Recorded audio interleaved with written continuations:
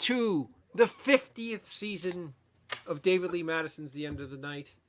I, of course, am David Lee Madison, your host. This wonderful human being right here is Scott Schiaffo, our co-host and dear friend.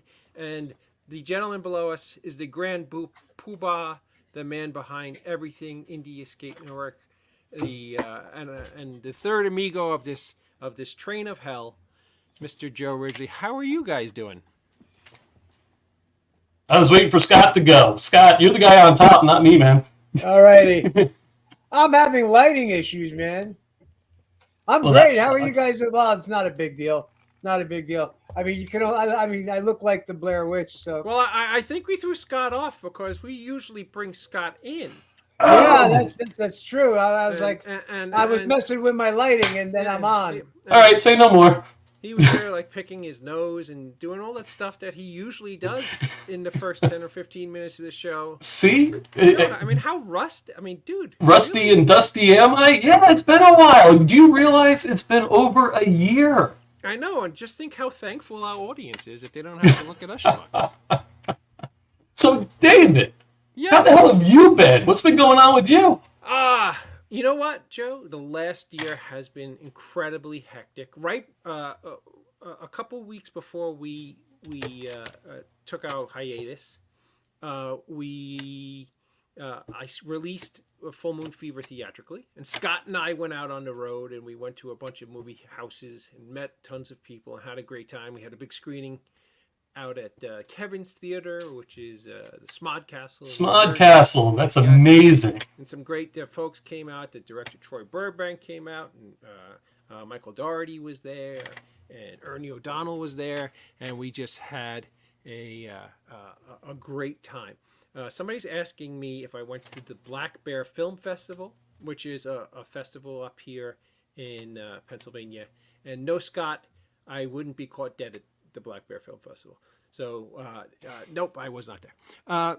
So that was fun. Full Moon Fever toured in some theaters almost throughout the entire year. And any day now, when I mean any day, I mean any day, it will be available in millions and millions of American home streaming. So just keep an eye out for that.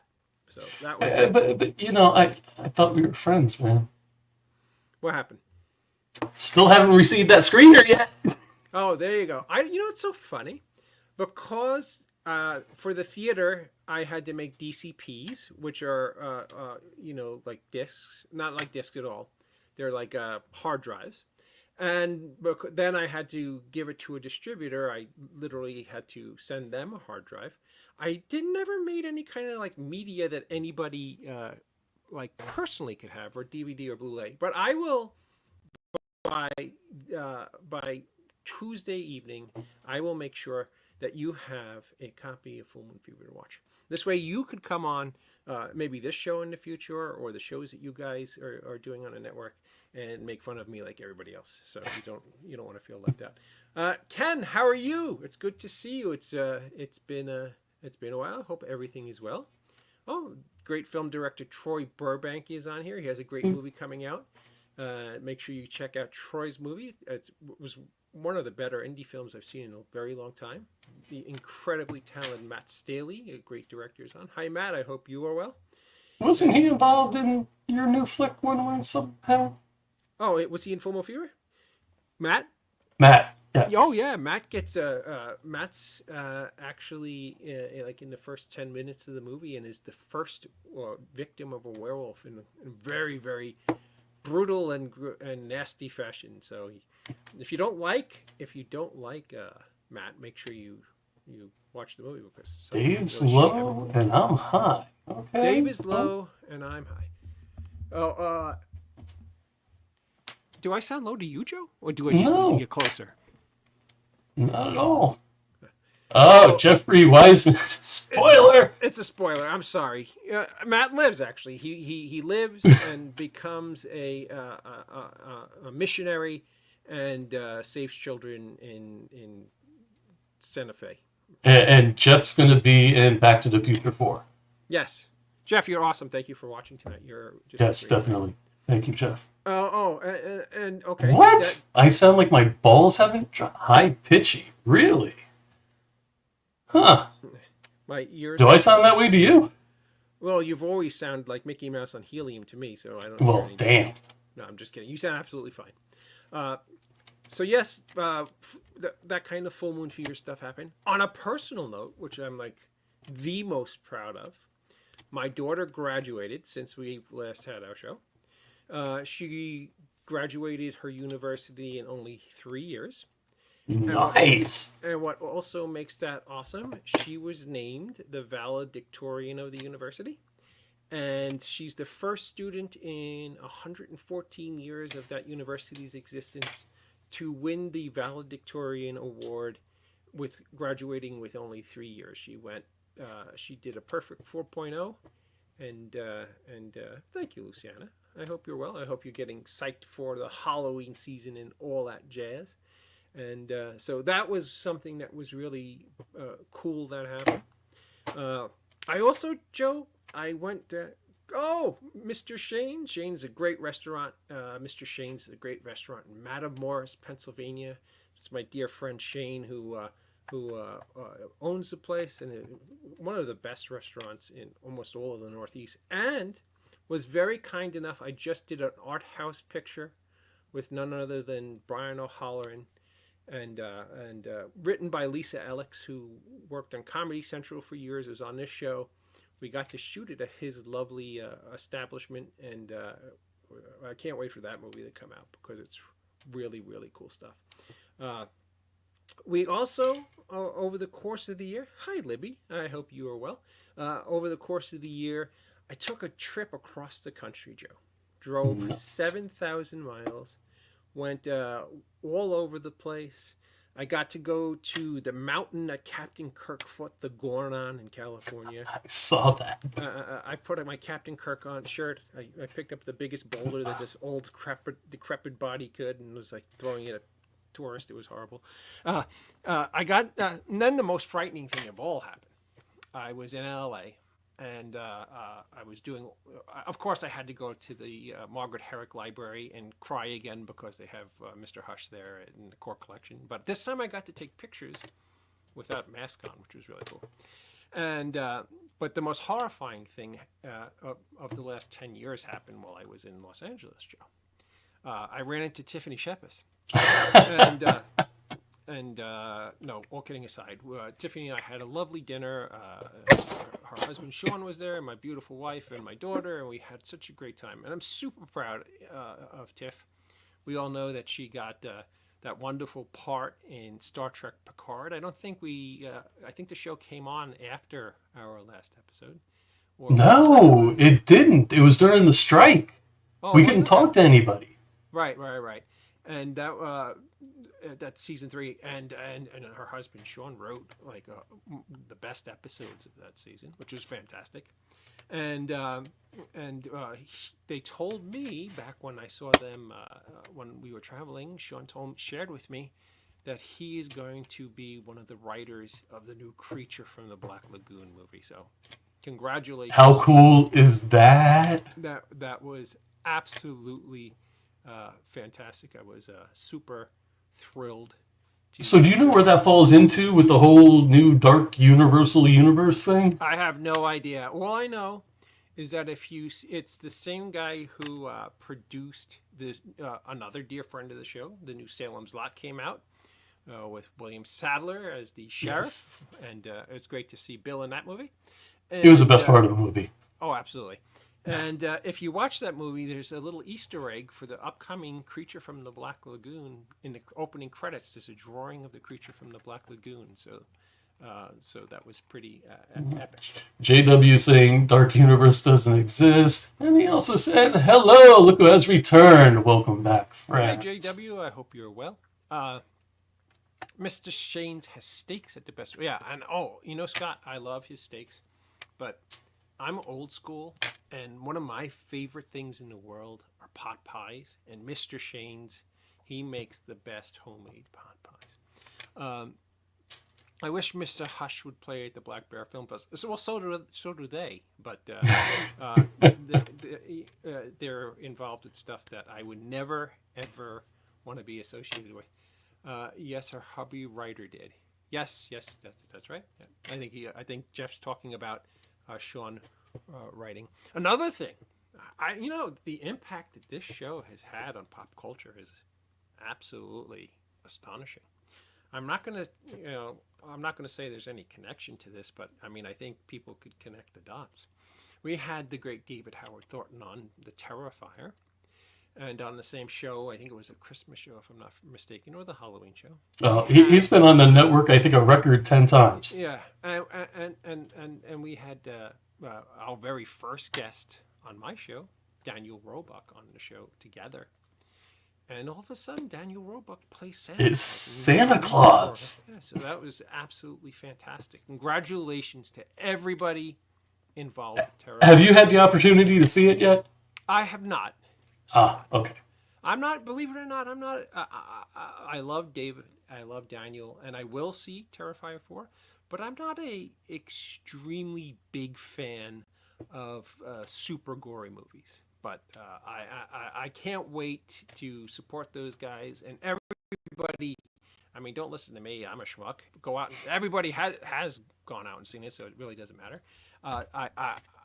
It's just not my particular bag, if that makes any kind of sense. All right, guys, if you haven't seen Terrifier 3 yet, this isn't really a spoiler, but I want to tell David it. So if you haven't seen it yet and you don't want to hear what I have to say, press the mute button right now. All right. Daniel, he had it was a great kill scene. It was very Jason X. Oh, sweet. So, yeah. Well, Daniel actually has a new movie where he actually plays Santa Claus, and I think it's the Santa Claus of Bethlehem or something.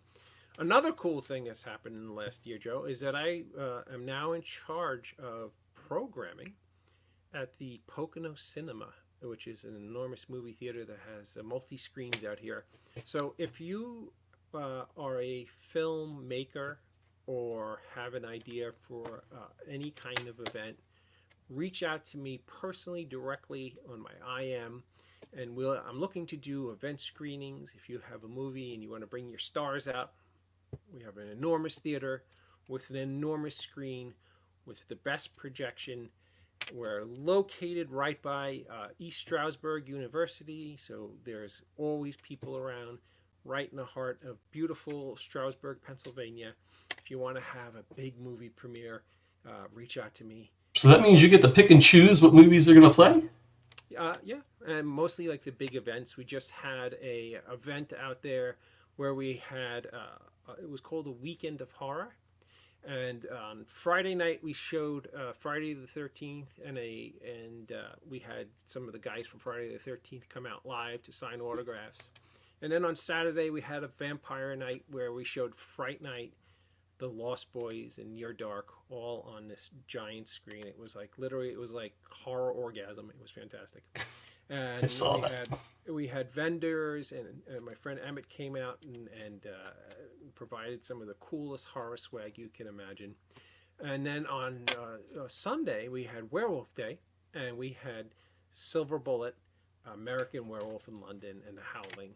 And we got a really great crowd. We had a fantastic time. It was literally like just a giant Halloween party. So we had a great time with that.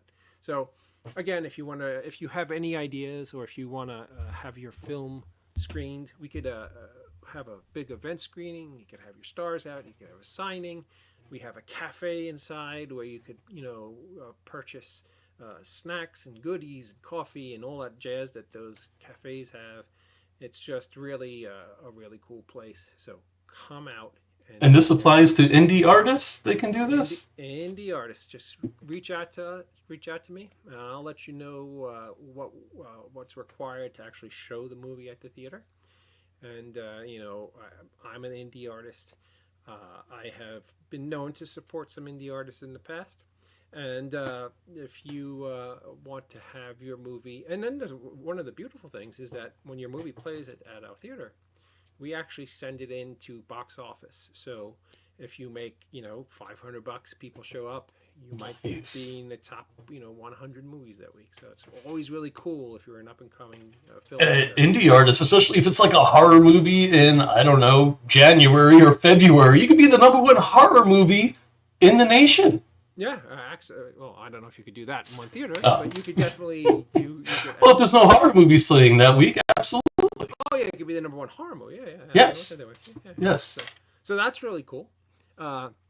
They showed Mr. Hush for me the first time in 2010, which is 15 years ago. And over the last 15 years, I've had a myriad of stars go out to the theater, and really, they blessed me with making some really wonderful events out there. And they were like, screw it, the schmuck is a good guy. Let him just kind of take care of getting some of these kind of cool things done. So I'm super excited about that. If you want to reach out to me, please send me an IM, and I will get back to you very, very quickly.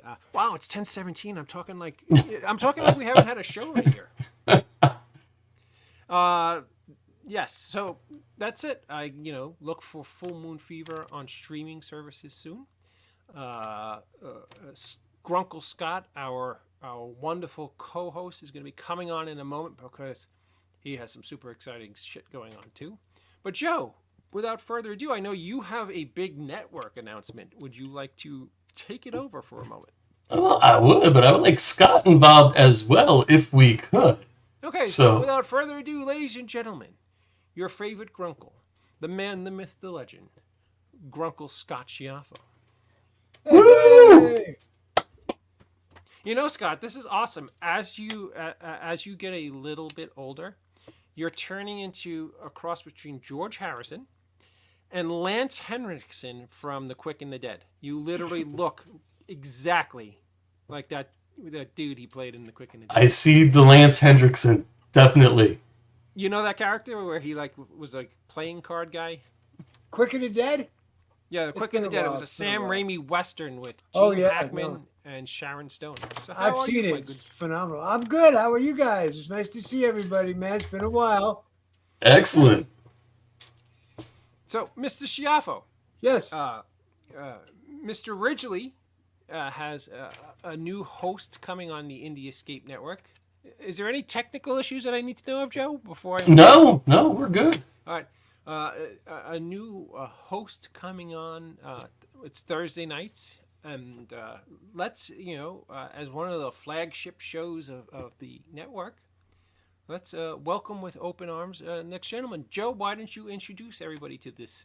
Absolutely. Let me please introduce to everybody Mr. Robert Bass. Hey, Mr. Bass! Hey, Robert, how are you?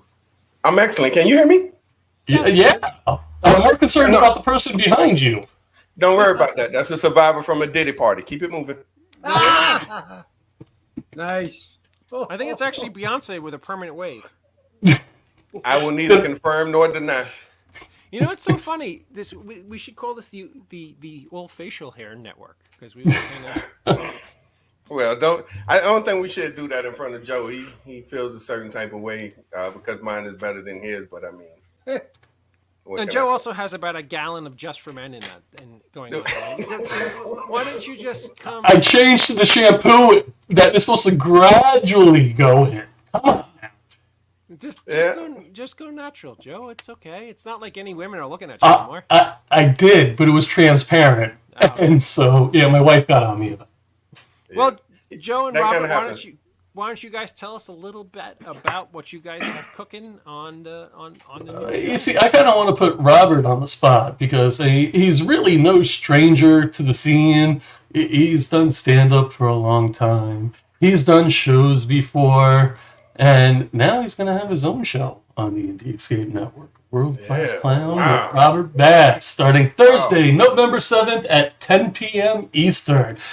So, Robert. Wow. Let me say it one more time. Wow. Tell us something about yourself, sir. Well, I've been doing comedy probably since 2010. I probably started taking it seriously roughly around 2012, 2013, when I realized like I could make money from it. And from there, things and doors just started to open when you are able to do what you love. It's a little bit easier, and and then I also once I had determined, like, okay, this is something I can do, and I could probably make a little bit of money. I had to humble myself enough to listen to other people, and taking their advice, it made things a little bit better. Doors open, so I was able to grace the stage of the improv. Excuse me, do the improv. I've opened for Don DC Curry, uh, Gary Owens, and then, like, when I first started out, there were people that I would get to brush elbows with that I had no idea of who they would become. Like John Levine, if you are familiar with the Loki series, he was a regular on there. And then there's a Derek Russo. He more recently was like I guess the bodyguard in the last Bad Boy uh, installment. And so I started to look at things differently. And then, I know Joe. So then Joe approached me and he was like, "Hey, I got an idea. What do you think?" And I was like, "Yeah, let's do it." I had no idea. But yeah. But recently, You know. you shared a stage with Mark Price from Family Yeah. Ties and from Trick or Treat. And I mean, Trick or Treat's a cult classic with Gene Simmons, Ozzy Osbourne, and so that had to be pretty cool as well. Uh, definitely. I think, it's one of those things wherein you take moments to look back at it and then realize the magnitude of it. But at the time in doing it, I was like, "Yo, this is awesome for everybody uh, that gets to see me." And so then after the show, I was like, "This is actually pretty big," because Joe was like, "Hey, you doing the show with Skippy?" And I'm like, I don't do peanut butter, bro. I don't know what you're talking about." And then once he said it, and then I looked at the flyer again, I was like, "Oh yeah," I thought his face looked familiar. But it was just about getting to the grind of it. Like, I love to talk. Well, also that particular comedy show, you actually won a competition, and you beat out a lot of freaking people to get there. Um, you know, Competition is a strong word. It depends on how you look at it. Me, I just came, I did what I needed to do, and it was just another day at the office for me. Like, I say that, and there's a little humor or a little jokey joke to that. But the reality of it is, when I started to be serious, I listened to the people that I thought were good, that the world hadn't heard. And one of the things that I was told was, "Hey, just keep it real." Um, not urban, keep it real, because that can land you in jail. But I mean, keep things relatable. And so for me, it's easy, in talking to people about things that I know they can relate to. It's just another day. And so, yeah, it was a competition. Um, and they ended up making it a tie between me and another gentleman. And I was cool with that. He was good. And it didn't hurt the show any, because then the night of the show, he did pretty well. Sweet. Was the Nice. other person Skippy Handelman? No, no, he had to do well. That's what happened when they pay you the big bucks. So, Yeah, because Skippy actually headlined, I think. yeah, So, definitely. He was kind of busy that whole week in the South Florida area. well, yeah, he was over in Tampa, and then he came over to the east coast of Florida. Yeah. And very cool. So, Robert, what can people expect when Well, World Class Clown comes out? you know, it depends on which Robert you ask. When I told you, "Hey, I'm gonna be me," you were like, "I don't know." No, I meant So, tonight. I meant tonight. oh, You can't be okay, true. okay, okay, Once you're on your own show, you can do whatever you okay. please. Whew, thanks for clearing that up. So, I I have a unique, or I like to think I have a unique way of looking at life, and I like talking about things that I feel like I've figured out.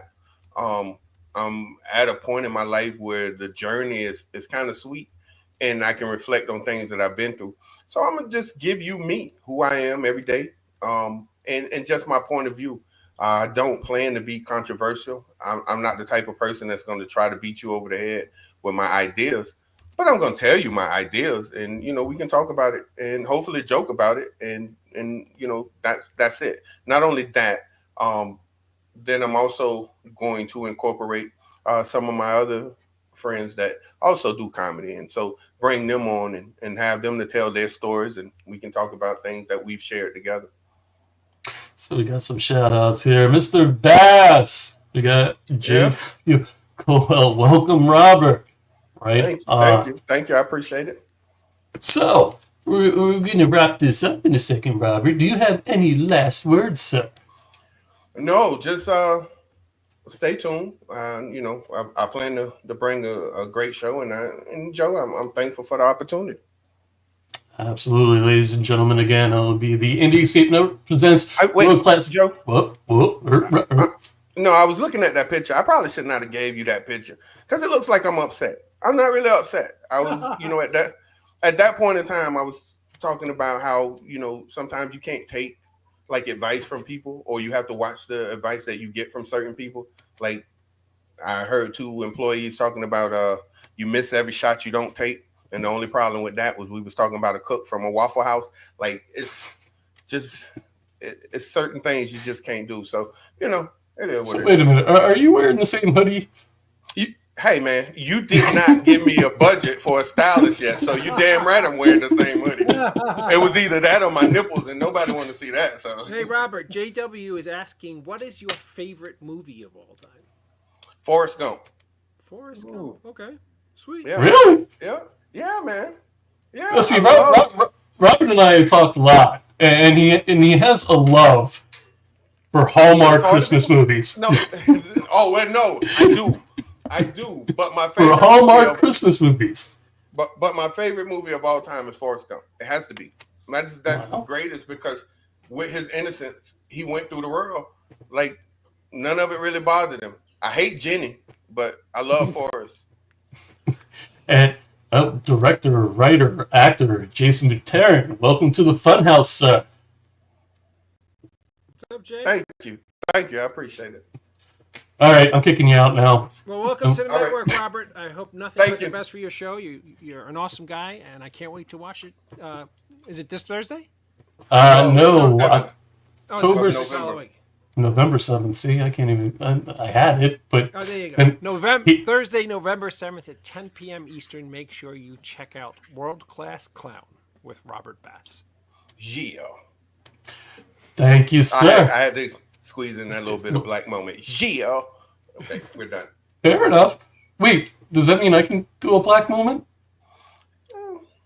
Can you though? You're probably Joe, you barely do white moments, so you're probably going to get canceled. On that note, good night, Mr. Bass. We will see you soon. Night. Thank you for joining us. Pleasure meeting you, Robert. Thank good luck. you. Good night. Well, I didn't mean to cut you off. He said pleasure was all his, I think. All right. So, thank you, gentlemen. Yes. So, Mr. Bass will have his own show coming up. We're looking very forward to it. Yeah, we needed to throw like a twist on things. Not all interview shows. And so... Not all boring shit like this. That was a Mets Cup. Sorry. Oh, nice. And then I saw the Jets game tonight. Sorry. What the beauty of this is it's not a Giants Cup? The Mets actually beat the Dodgers twice, something the Yankees will not do. Well, they already got beat twice by him. Yeah. Before we get on to Grunkle Scott and his wonderful new record, and I really, really mean wonderful new record. It sounds like, I don't know if you got this at all yet, Scott, but it sounds like if the Counting Crows were good, that's what you're on. Wow. So it really has a great... well, could you picture Scott with dreads? I could, actually. All I see him right now is in a gunfight with Gene Hackman for some reason. I'll take that. That's Has good. anybody That's before we as I was my strain of stupid consciousness got the best of me? Has anybody seen on Peacock Network this new Bruce Campbell show called Hysteria? Wow, no. Is it a scripted show? Oh yeah. Hysteria. Yeah. Oh, yeah. I have not had a chance to see that yet. Okay. It's on my list. I am going to tell everybody watching tonight because a lot of people say I'm always a negative asshole. I make fun of Marvel movies, but now like everybody in Hollywood has finally caught up with me and is making fun of Marvel movies. I want to tell you that this new show Hysteria on the Peacock Network with Bruce Campbell and Julie Bowen and Jeffrey Combs is in it. Some of the best TV of the last 15 years. Wonderful. It's only 8 episodes. Every episode is less than an hour. So between now and Halloween, because it's the 27th already, if you don't have Peacock, it's actually worth getting Peacock just to watch Hysteria. It's a great show. It's right there with Stranger Things on the quality of being a great new horror show. How would you compare it to the Evil Dead series that he did? It's a totally different role because Bruce is the local sheriff in this town, and if you watch, you see an amazing amount of growth in his abilities as an actor. He really has a really wild range in the show, and he's much more polished than he's been in anything else. It's just a really, really smart, cool show. It's only you watch the first 2 episodes. It'll be less than 2 hours, and if you're not hooked, then screw you. I don't know what else to tell you. But it's a really, all kidding aside, it's a really, really great show, and check it out. Hysteria on the Peacock Network. And now I'm annoyed because I just checked my setting, and for some reason StreamYard switched my microphone. So now my microphone should sound better. Thank you, guys. Yeah, you were sounding a little tinny, and you were getting a little hot. Yeah, a little hot. So, but now you sound much better. It was coming from my camera instead of my mic. Oh, I hate when that happens. Yes, and you check it, you recheck it, and then it switches on you, and you don't have that wonderful microphone that you got back in the day from the other show. The black one, yeah, it's underneath the cabinet down there. You want it? It's holding papers down. My balls dropped. Okay, so now you can hear me. Now I feel like a schmuck. I'm feeling a little high. I will be there in a while. But anyway. Everybody's got to have a goal. Ladies and gentlemen, Grunkle Scott Schiaffo, as I was just saying, your new EP is absolutely fantastic. And I really, really... I actually said to these 2 schmucks, hey, let's do a show, because Scott dropped a new EP, and it's really, really fantastic. And I'm glad you schmucks decided to do it again with me. I love you both dearly, and I'm just playing. And Scott, that was I really wanted to talk to you about this because it's fantastic.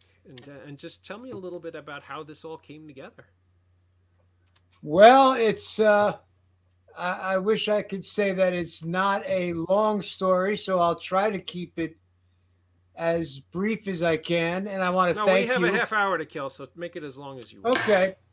Well, I know these folks, Jack Fellers, a.k.a. John Francis Fellers, lead singer, my songwriting partner. To my left or to his right, David Biglin, another phenomenal musician. We have a pretty long history. In fact, I met Jack, long before I even auditioned for Clerks, and we started a band together. I heard that voice. It's a funny story. I was going to Bergen Community College, and I was auditioning for the acting department. You had to audition to get into one of the acting classes. And I was waiting to be called in. It was like a commissary area with a soda machine and place people could wait. And in walks this cat. He looked like the love child of David Cassidy and Joey Ramone, right? He's got the black leather jacket, biker jacket, long hair, but he's got the pinup, the girl, a pinup face. He looks like David Cassidy. And he's, he kicks up against the wall, and I'm hearing somebody harmonizing he's harmonizing to the buzz that the soda machine was making to warm up. And I'm like, damn, I have got to I got to be in a band with this guy. And I didn't even have a band. I had to go cobble a band together. I mean, this is a long, long time ago. And eventually he joined forces with me, and we began a very creative, very fruitful songwriting partnership that's lasted all these years. We wrote a tremendous amount of material together. We played up and down the East Coast. Eventually, Dave Biglin, who's a professional musician and producer who's worked with a ton of people, he heard some of the material and he took us under his wing and took us into the studio. And there's been a lot of different iterations of the outfit. It's been mostly the songs I've written with Jack, and David has done some writing too. And now we've finally gotten to a point where everything aligned just after COVID or during COVID. And we wanted to get the music out because it's all, it's recorded very professionally. I appreciate what you said, David, but it is mastered for the most part. The music is, and it's also too, it's nice for us. Well, it's nice, period, because it's music. It's a little bit, it was recorded in an old school way, analog tape. Everybody's playing their instruments. There's no loops. Nothing wrong with any of that. I love rap, hip hop, and loop based productions and whatnot, and auto tune, but you won't find any auto tune or loops. It's real cats playing their instruments and very well crafted recordings. So we're excited. We've got a ton of material that we'll be putting out in the next, I don't know, maybe year to 2 years. We've got a lot of material. Probably going to do a bunch of 3-song EPs, but it's been going well. It's been exciting. I can't be happier musically. I had been sharing with you gentlemen that I was gearing up more towards to getting back into music and sort of fading out of character acting. I mean, it was 30 good years that I gave it hell, and I was very fortunate to do a lot of the projects I was a part of, and Clerks celebrated 30 years this year. So it was a nice time to pivot back to the music, because in reality, what happened when I was playing with these folks, my drinking and drugs were such a bad problem that I was holding the band back. And we agreed I had to kind of take a leave of absence, if you will, so they could go on and keep working. And during that leave of absence, I didn't get sober or clean up, but I did audition for Kevin's movie.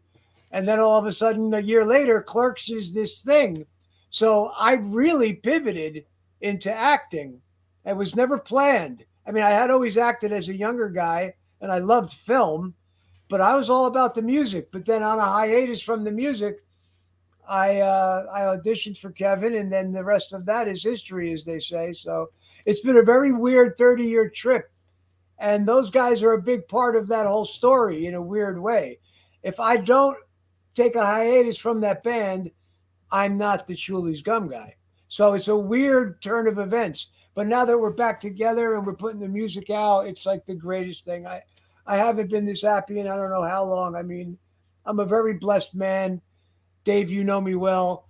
I have a beautiful family and friends. And now I've got the music this music's always meant the world to me, because, Jack and I were young guys. We were in our early 20s, and this was our band, it was exciting and it meant the world to me, and it still does. So I get a chance to revisit that. And we're doing pretty well. We're getting a nice amount of streaming action without a tremendous promotional budget. But, we've got people listening overseas, and we're starting to spread out a little bit, and we're doing well on Spotify and on Apple iTunes. And, it's just been wonderful, man. I'm very, very much blessed and feel very excited. And I thank you very much for what you said and for asking me to come on and talk about it, because it does mean the world to me. And that's really where my head's been at. That and the documentary that Scott Meany and I have been working on for quite a while, which is a crazy story. I don't know how much time we have for that right now, but Scott Meany and the Libmatics, Libby and Matt, they've been working with Scott heavily on turning the book, my poetry book.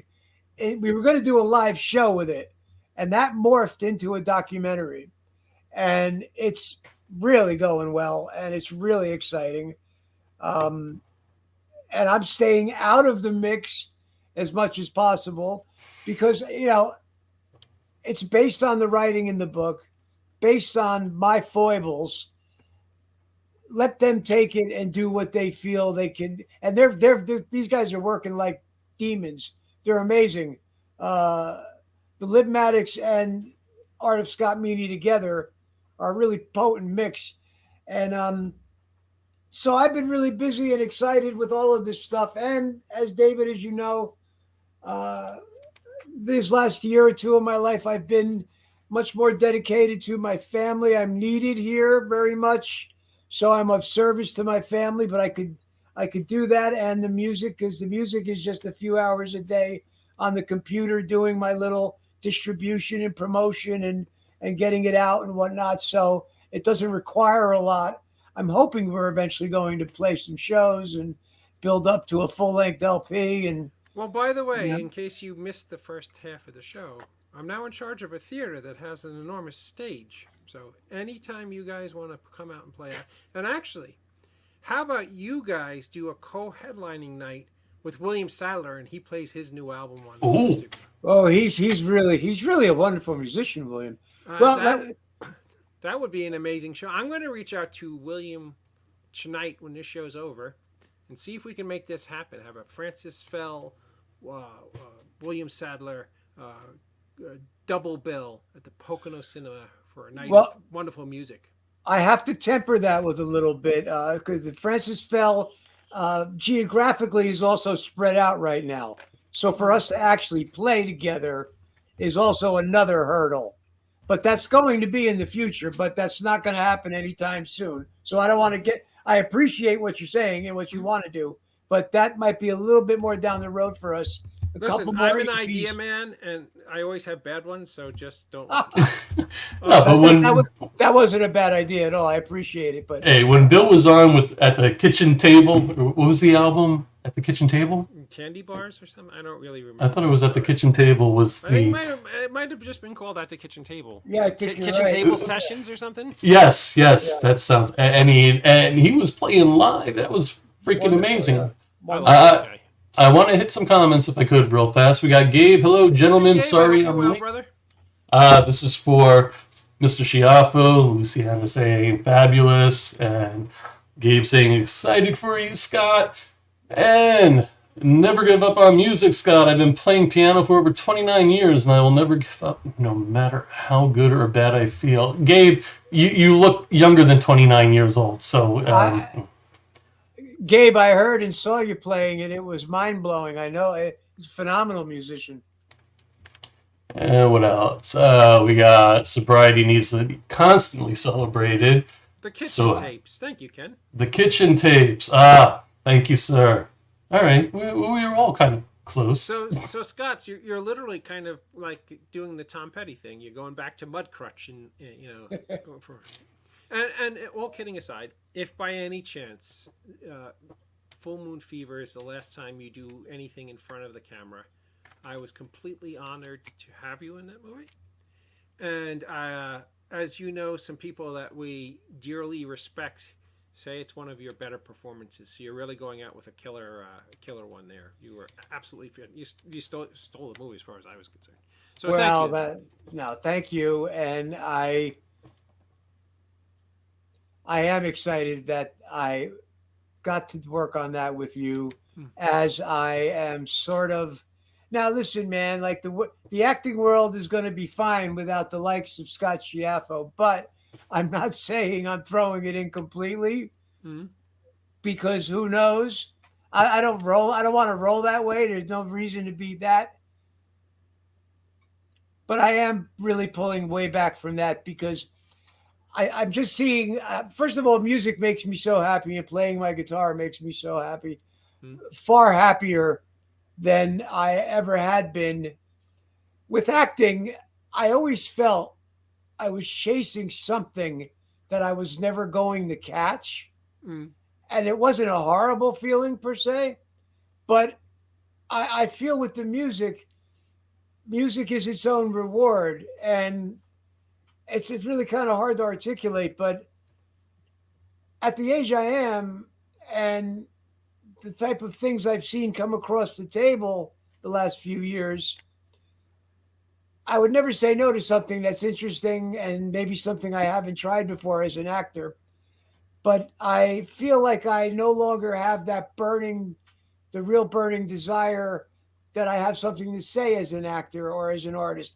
And the character you gave me in Full Moon Fever really allowed me to kind of put a beautiful bow on it, because I got to do things with that scene and the scenes we did that I hadn't had an opportunity to do really ever, and that was be more authentic, almost in a welcomed. And I'm not going to say it was completely improvised because it wasn't, but there was a very welcomed, opened improv feeling to those scenes, and it was really a magical thing for me. I really enjoyed it. Yeah, too bad you were working off a schmuck like me. If you had like a real actor, you would have it would have been absolutely much better for you. But you were fantastic, by the way. Thank you, thank you. So you say we have future EPs to look at. Yeah. Is the music going to be in the same vein as the first EP that we've been able to listen to so far?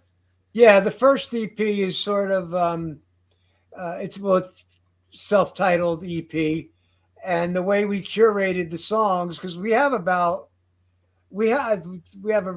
pretty big body of written work, but as far as recorded and in the can already, we probably have close to anywhere between 15 to 20 things that are recorded and on the level of the stuff we released and professionally recorded. And yeah, long story short, each EP is going to be similar. You'll get, we had a couple of different vibes going throughout the time we worked together. And one of them is an Americana. There's a real Americana feel, for lack of a better description. We have country, blues, and traditional rock influences. And sometimes the country is very present, but in an Americana vein. We used to call it the Dust Bowl back when we were doing it in the 90s. Now Americana is one of the bigger genres there is.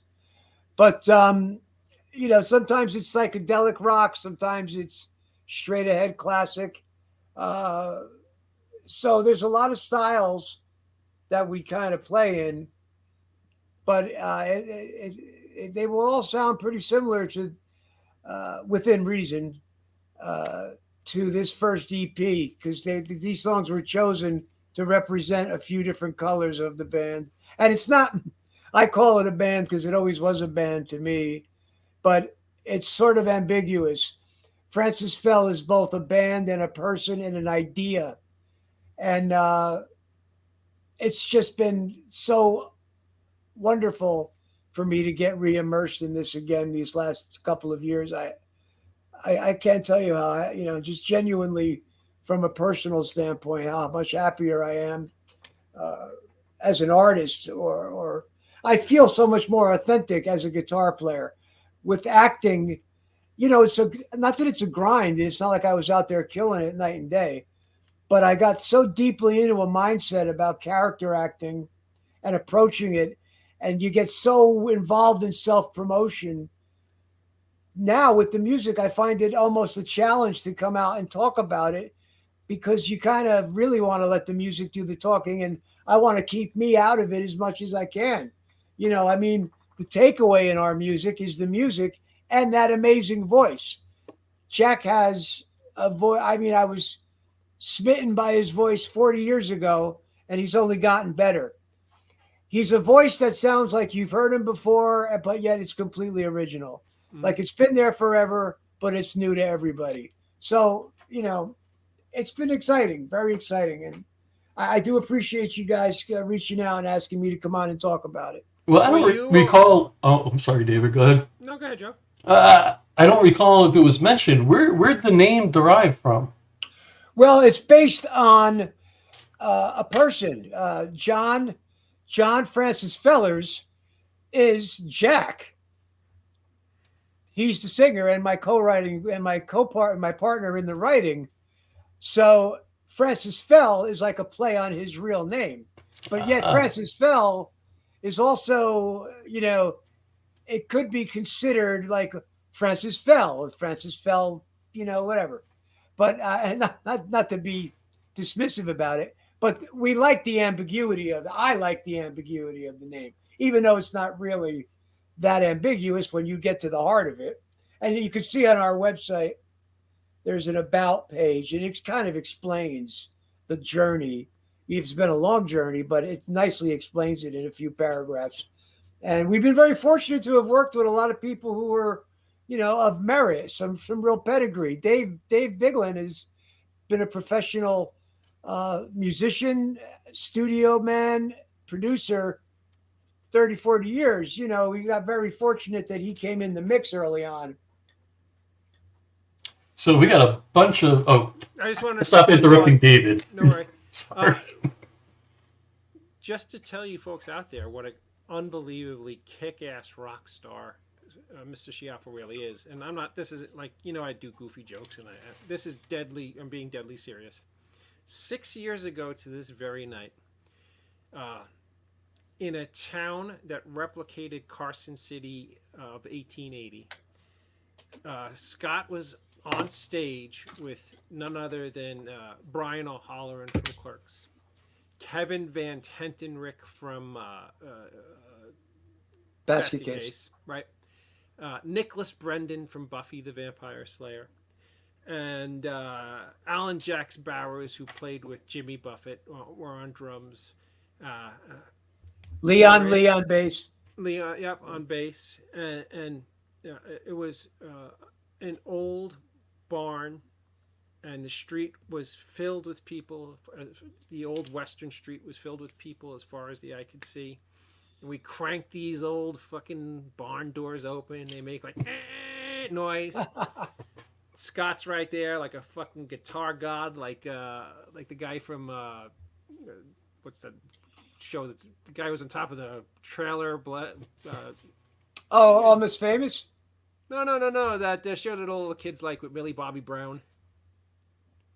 Oh, Stranger Things. Oh, Stranger Things. He was like a guitar god, like the guy from Stranger Things, right in center of the stage. And right when the doors open, he started kicking ass. And I will never, ever forget that night as long as I live, because I was blessed to have thrown the whole thing. And Scott and Brian did some kick-ass songs. And then I remember Scott and Kevin Van Henenrick were like trading off on some guitar riffs. And then Nicholas Brendan came out and did a very, very haunting, and to this day it still haunts me, rendition of Somewhere Over the Judy Garland song, Somewhere Over the Rainbow. Is that recorded anywhere? I have no idea. I'm sure fans in the stands. And yeah. And I was sitting there and my eyes were welling up because everybody was having like the greatest time. And at that moment, I realized that my friend Scott Schiaffo wasn't just my dear friend and an actor that I admired incredibly. I realized he was a rock and roll fucking god. So you walked. Matt, I want to see it. It was literally 6 years ago tonight, Mr. Schiaffo. Wow, tonight. Yep. Well, David, I'm glad you brought it up because that night was very special for me. That was one of the things that helped start turning my pivot back to music. I was reluctant to do it, if you remember, and I know. And when Brian signed on, I felt a little better about. Okay, well, I know Brian. When you give Brian the ball, you're going to be okay. But I was reluctant. But man, from like the first chord, it just felt like I was back home doing what I should be doing, playing guitar within a band. And it just felt So good. And I came home. I was all excited. I told Jewel, and Oh, I that said, was yeah, awesome. You yeah. all had that badass rock and roll attitude. I was waiting for one of you guys to like throw your guitar on the ground and set it on fire. But it was like truly, truly badass. Scott, where can everybody find your new music, Francis Fell? Well, Francis Fell is everywhere that you stream music. Francis Fell. It's exactly the way it sounds. It's spelled. Francis Fell. There it is. Uh, we have a website, francisfell.com, which will lead you to all of the streaming sites and also give you a little background on the project. Um, and that's really been it. I mean, Spotify has been, Spotify is a difficult thing because Spotify is not the best to the artists, but I've realized too, in my lifetime, from when I was 6 years old in the 60s, man, like sitting on the living room floor with a little turntable playing all my 45s. Uh, we live in a time now where you can get your music out, you can get it heard, you got to promote, obviously. You could be out with everybody else. You're out there with your idols. There's the Beatles, there's Francis Fell. But what's amazing about it, a lot of people with the music will be saying, well, the records are dead and DVDs are dead and you don't make any money and whatever. What nobody ever really mentions, and this is part of the streaming thing, if you were to sell, or David, like for instance, right? You sell a Mr. Hush DVD. A person buys Mr. Hush DVD, they take it home. Maybe they watch it 1, 2, 3, 4 times. Maybe they watch it once. Maybe they watch it 10 times. But it's the same sale, quote unquote sale. With the streaming, if somebody listens to every time, see, you're getting a micro amount of the money for every play, but every play, the cash register is going off, for lack of a better term, because this isn't about the money for any of us here. But that didn't dawn on me. Like, a lot of people complain, oh, we don't sell records anymore. Somebody could buy your record, take it home, and they put it on the shelf, and that's great. Yeah, and then that's the only time that record is monetized, is that one time. Mm-hmm. But every time somebody plays a stream, it's monetized again. So it doesn't seem as such because there's a lot of artists who think it's like the worst thing that ever happened. And in a lot of ways, it's not great. But there's a kind of a positive caveat somewhere to be found there. Right. Plus the ability to get your music out and have it heard. Within a week of us being released, I was getting feedback from England and Sweden and places where they really appreciate genuine, authentic Americana. Because it's like what the Beatles and the Stones took what they heard from the American blues and the American rock guys, and they sold it back to us, for lack of a better way of putting it. And that's cool. There's nothing wrong with that. But I knew England and Europe, if we just got some ears over there, they'd really get it, because they really appreciate authentic American music that's got roots, Mm-hmm. Now, but if I wanted to, and I mean everybody who's out there watching this and listening to us, you could still purchase it for download, correct? You could purchase a download at Bandcamp. Yeah. Yeah. Bandcamp. Yeah. This way, you could have it and put it in your iPod and right. Do people still have iPods, or am I showing that I'm elderly? No, there's different devices now. There's iPods, there's iPads, there's phones and shit. Right. You could have it. You could literally own it. And people who really want a tangible Santa thing. down there is having a good old time. He's turning red. Don't have a stroke on us. Well, yeah, Joe, you remember. I mean, you're not so much younger than David and I that you don't recall the good old days of tactile media. Oh, absolutely. No. But for him, I don't think anybody uses an iPod anymore. I think that's correct. But not anybody I know. Everything's phone-based. I went to a show 2 weeks ago from bands that I love they were part of a movie that I worked on with Michael Rusin 25 years ago, and they're part of the horror punk genre. Blitzkid and the Crypt Keeper 5, these guys have been out there kicking ass for a long time, and they're great at what they do. We went to go see them, and a friend of mine picked me up, Anthony Freschetti Photo, great guy, right? So he picks me up, and we're going, and because I don't get out much anymore, I get in the car, and he goes, I don't know if it was Apple or Amazon, it might have been Apple, or, hey, Apple, play Francis Fell. And then our tunes just started playing. And I was like, wow, man, this is the world we live in now. Like 20, 30 years ago, I would have ran out to the car with my own burned CD going, dude, check out our new record, man, And he did it with an audible, he did it. He did it with I a still voice to this command. day go up to Alexa and say, Alexa, who directed Mr. Hush? And she says, some schmuck, I have no idea who it is. No. I gotta get to some of these comments, gentlemen. Luciana said, I'd love to see you on one of Sheridan's Yellowstone spin-offs. Don't know exactly what that was referring to. I'm assuming it was Scott, though.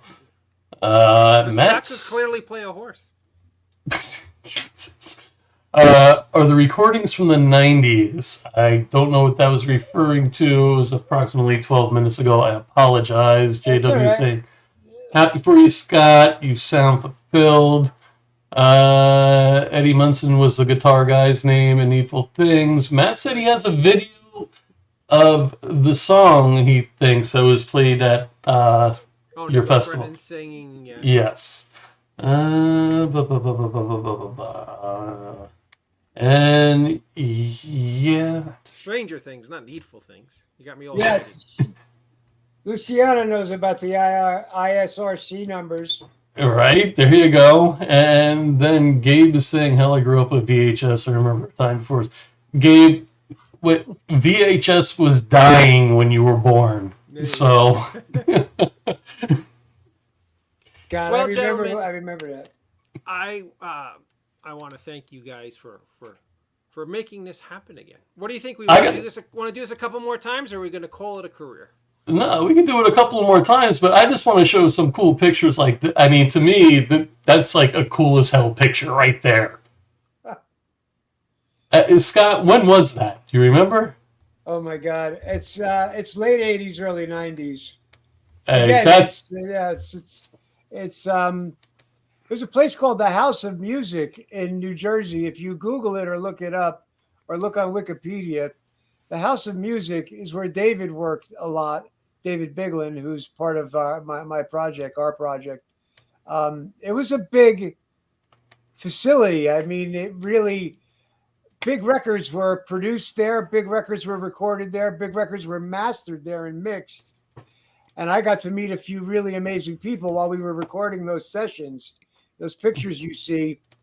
One night I got to meet Leslie West, Leslie West, for you folks, Mountain, Mississippi Queen.